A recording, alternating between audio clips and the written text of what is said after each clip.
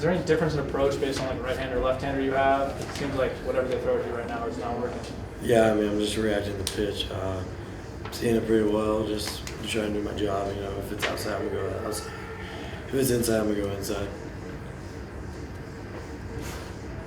Was there anything said in between the top of the eighth and the bottom of the eighth? A couple errors made in the previous innings, lost the lead for the first time, and it seemed like an entirely different team. Walked out of the dugout steps for the bottom of the eighth. What happened in that moment? Yeah, I mean, we've always been a really good leading team. It seems like we need it most. It seems like that's when we do it. So, you know, there's probably some things said. I probably can't say out loud here, but I mean, yeah, everyone kind of knew what we gotta do. You guys have been rotating at your spot a lot. Today you're out and left. Is it hard to not know exactly where you're going to be in the field, or if you're going to be on the field every day, or are you guys just kind of reading the lineup card and reacting? Not really. I would just kind of react. Me and Nate are both ready for whatever. So if I'm in the outfield, or if he's in the outfield, or I'm catching, or vice versa, or whatever's happening, we're always ready for it. How comfortable are you in left? Will mentioned that he's still not exactly comfortable out there. You feel good out there? Yeah, I mean, it's definitely. I mean, I never really played outfield. I mean, since like my freshman year in high school. But I mean, yeah, it definitely takes some getting used to. But you know, especially when the sun's out like today was. But yeah, it's not too difficult. I think. Brock, yesterday, situationally on a short leash, and then a game like today where so many arms were available, and it seemed like after having some struggles along the way, but when you come in there, whether it's a 1-run lead or a 5-run lead in the ninth, you've just been so consistent this year. What's been the key to that, and finally getting the lead back today, and then holding on to it and closing the door? Just treating every outing the same, kind of just not going in there with a different. I keep the same mindset every time. So, like whether last night, whether it's a 5-run lead, or tonight 1-run, or today 1-run lead, mindset's always the same, and shut the door, get my guys out, and finish it. Brock, evaluating this season, because you've had some poor outings as well as some good outings, what is your sort of response or your approach to kind of correcting any struggles that you had this season?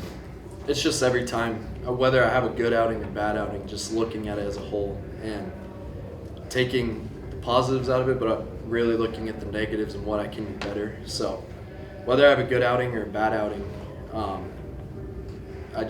I always come away with something to get better at, and I focus on that, and I make sure when I get in the game the next time that I have that dialed in, and but also not getting too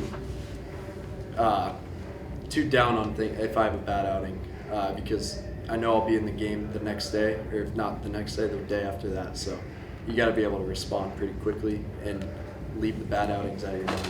Do you like closing out ball games? Are you comfortable in that spot and being the last option to go out there and complete the job?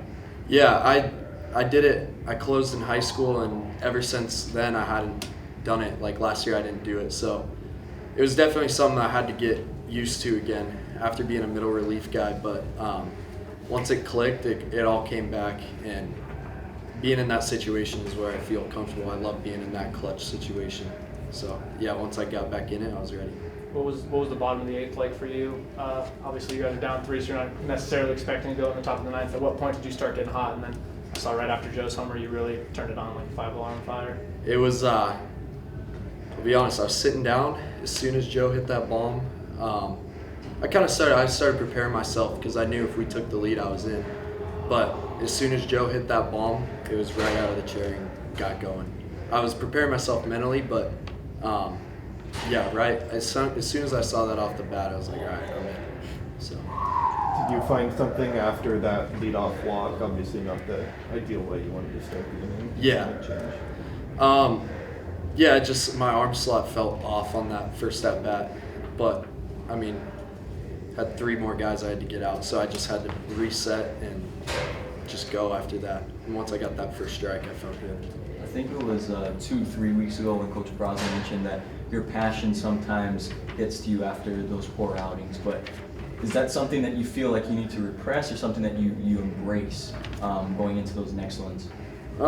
I think there's definitely good and bad things about it, but something that I've learned, just from last year to this year, just as I go on, that like it can be your biggest asset, and it can also be the biggest thing that tears you down. But I think I've done a good job of just staying even, not riding the highs or lows. And I'm still getting better. I still have to work on it. But yeah, not getting too high after a good outing, not getting too low, just trying to stay even.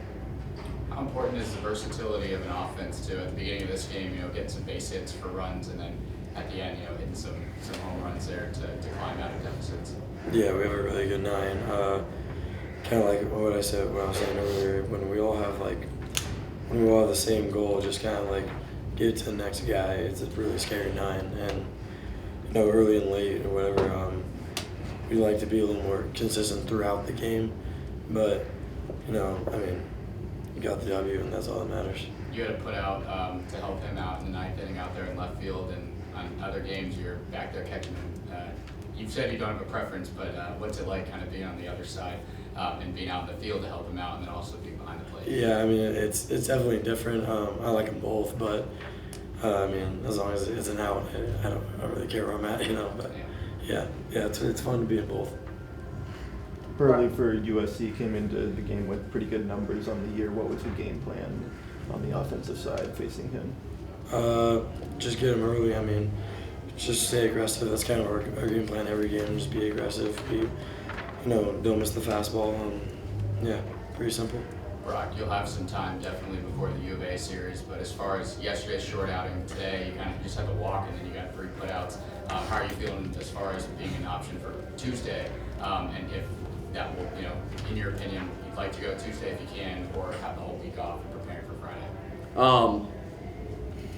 Every guy's different, but for me, it's always I want to be in every single game, and part of my arm slot is it doesn't have nearly as much wear and tear as it does on other guys. It's a little bit more of a natural motion. So, I felt great all 3 days, and I expect on Tuesday to feel good again. And all my outings have been pretty short, under 2 innings for the most part. So I pretty much every day I come to the field, I feel ready to go, and I think on Tuesday I should be ready to go as well. Do you think having, obviously the series ending today, you think having that extra day for a potential Tuesday game, do you think that helps you, think that'll make you more prepared if you have to go on Tuesday night?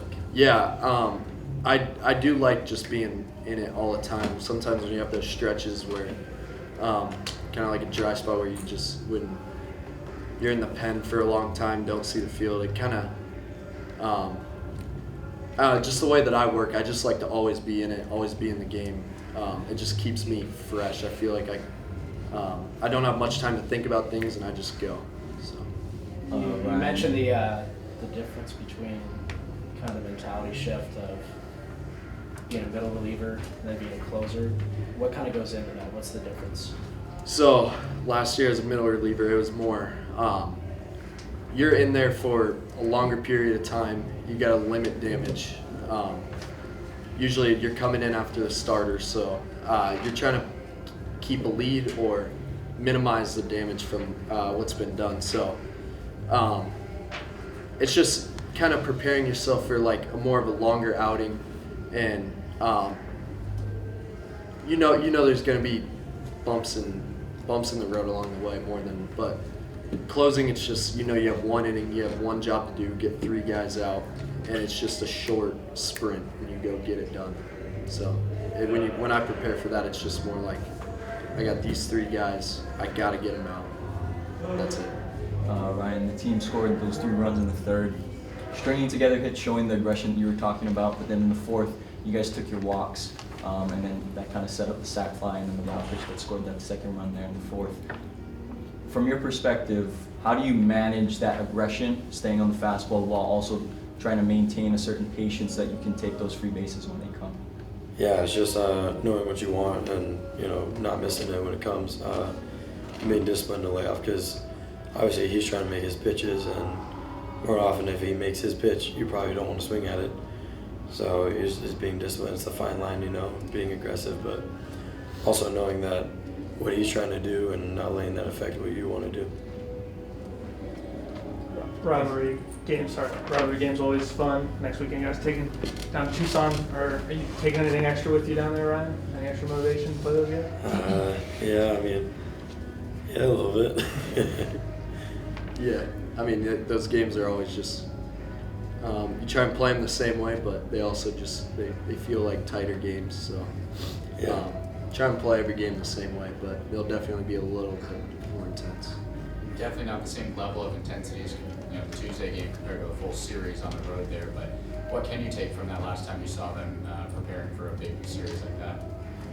I mean, yeah, I mean, for midweek, that was pretty up there as far as energy goes. But yeah, I mean, it's just gotta be ready. You know, they're gonna bring it. So our focus is on CSUN though on Tuesday, and then once we get done with that, then it's Tucson.